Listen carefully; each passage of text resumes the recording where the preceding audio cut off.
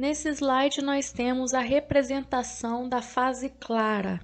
Pessoal, quando nós pegamos aquele cloroplasto e vamos imaginar dentro dele nós temos aquelas moedinhas chamadas de tilacoides. Quando nós pegamos o tilacoides e quando a gente dá um zoom neles, nós vemos vários fotossistemas. O que são fotossistemas? São várias clorofilas juntas, várias clorofilas agrupadas. Nós temos dois fotossistemas principais. Nós temos o fotossistema 2 e temos o fotossistema 1. Então, para que servem esses fotossistemas? Eles servem basicamente para poder agrupar essas clorofilas aqui, que são aqueles pigmentos que a planta vai utilizar para fazer fotossíntese. Então, como que funciona? Dentro de cada fotossistema desse aqui, antes da gente começar, por que o primeiro é fotossistema 2 e depois é o fotossistema 1? Por causa da ordem que eles foram descobertos. Então, primeiro foi descoberto o 2, depois o 1. Continuando. Dentro de cada fotossistema desse, a gente vai ter várias clorofilas. Nós temos as clorofilas laterais, aqui nos dois, e temos também uma clorofila no meio, que é chamada de clorofila central. Essa clorofila central, ela vai ter um nome específico. A clorofila central do fotossistema 2, ela é chamada de P680. De onde que vem esse número? É o comprimento de onda que essa clorofila consegue absorver. É o tanto que ela consegue absorver. Enquanto que no fotossistema 1, a clorofila central, ela é chamada de P700 porque é a quantidade de energia que ela consegue absorver.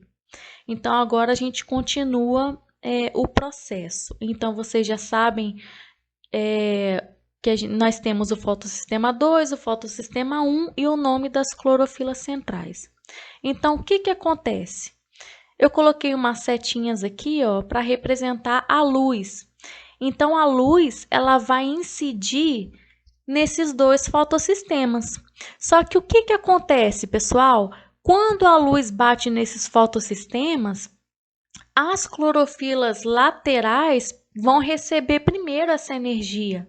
Então, as laterais recebem a energia que vem da luz e, ao mesmo tempo, elas enviam para a clorofila central. Isso quer dizer que as clorofilas centrais vão receber uma grande quantidade de energia ao mesmo tempo. Concordam comigo? Porque as clorofilas laterais vão enviar ao mesmo tempo para as clorofilas centrais. Só que isso vai ter uma consequência. Quando as clorofilas centrais recebem uma grande quantidade de energia, os elétrons que estão nelas vão pular. Eles não vão conseguir ficar naquele lugar, porque eles estão recebendo grande quantidade de energia. Então, qual que é a consequência? Os elétrons que estão na P680 vão pular e os da P700 também vão pular. Então, coloquei aqui representando um Ezinho de elétron. O elétron da P780 pulou e o da P700 também pulou. Por que esses elétrons pularam da clorofila central? Porque essa clorofila central recebeu uma grande quantidade de energia das clorofilas laterais. Só que aí a gente tem um problema. Essas clorofilas centrais não podem ficar vazias. Alguém vai ter que estabilizar elas com elétrons. Só que esses elétrons vão ter que vir de algum lugar. Então, pessoal, quem é que pode estabilizar a P680 novamente? Quem é que pode doar elétrons para ela? Nós temos a molécula de água. Toda vez que a gente quebra uma molécula, a gente consegue extrair elétrons dela. O elétron, eu costumo dizer em sala, que o elétron é como se fosse uma cola. Ele consegue colar componentes. Por exemplo, o hidrogênio ele está colado no oxigênio, aqui na molécula de água, graças aos elétrons que tem aqui. Então, o elétron consegue grudar esses dois. Como a gente vai quebrar a molécula de água, a gente vai conseguir extrair elétrons dessa molécula. Então, ao quebrar a água, nós temos elétrons. E aí, esses elétrons, eles vão estabilizar essa clorofila central aqui, que é a P680. Então, vai estar estabilizada. A molécula de água pode oferecer também hidrogênios, porque a água tem hidrogênios, né? Então, a gente vai ter hidrogênio. E outra coisa que ela pode disponibilizar é o oxigênio, porque a molécula de água, H2O, a gente pode ter hidrogênio e também oxigênio. E aí, quando a gente quebra essa molécula, a gente consegue elétrons. Esses elétrons vão estabilizar P680. Ok. Então, aqui eu coloquei um resuminho para vocês. Quem estabiliza P680? São os elétrons que vieram da molécula de água. Então, aqui, ó, pessoal, além dos elétrons que vieram da molécula de água, nós temos vários hidrogênios que vão acabar se acumulando aqui. E o oxigênio, como já foi falado, ele sai do processo. Agora, se a molécula de água estabilizou a P680, né, o elétron dela estabilizou a P680, quem vai estabilizar a P700? Fica uma pergunta no ar, né? Pessoal, a P700 ela é estabilizada pelos elétrons que pularam da P680 de forma natural. Então, quando o elétron, lá no início, quando o elétron pulou da P680, ele rapidamente já estabilizou a P700. E aí, de novo, quem estabilizou a P680 quando ela estava vazia foi a quebra da molécula de água. Então, continuando o processo aqui. Como são várias moléculas de água sendo quebradas, a gente tem vários hidrogênios sendo acumulados. Só que esses hidrogênios eles não vão ficar parados aqui. Eles vão pular para o outro lado. Mas como que isso acontece? Como que os hidrogênios que estão de um lado pulam para o outro?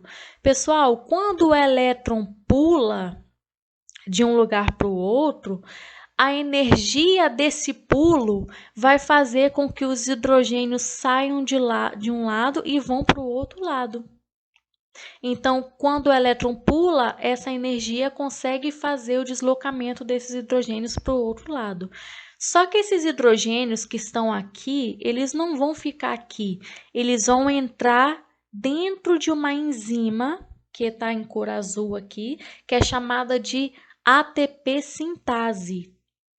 Quando esses hidrogênios entram na ATP sintase, essa enzima começa a rotacionar, começa a girar, produzindo vários ATPs, que é o primeiro componente que a gente viu lá, que a fase clara produz.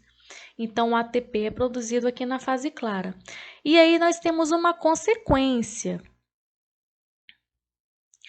Olhem para cá. Quando o hidrogênio entra na ATP sintase, a ATP sintase produz os ATPs. E aí, o hidrogênio, quando ele passa para o outro lado, alguém vai capturar esse hidrogênio. Quem é que vai capturar? É aquele caminhãozinho que eu comentei com vocês lá no início, que é chamado de NADP. Só que tem um problema. Esse caminhãozinho, que é o NADP, ele só vai conseguir pegar esse hidrogênio se tiver uma cola para juntar os dois.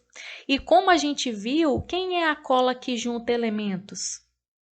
É o elétron. E da onde que eu vou tirar esse elétron para unir os dois? Pessoal, lembra que eu comentei que lá no início o elétron da P700 tinha pulado também? Que não tinha função nenhuma até então?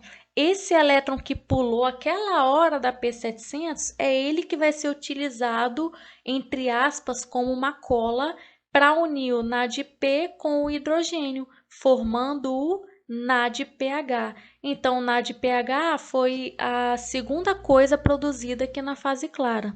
Então, só resumindo, quais são os componentes produzidos na fase clara. Nós temos o ATP e temos também o NADPH. Esses dois vão lá para a fase escura para fazer a produção de açúcar, para auxiliar a produção de açúcar, ok?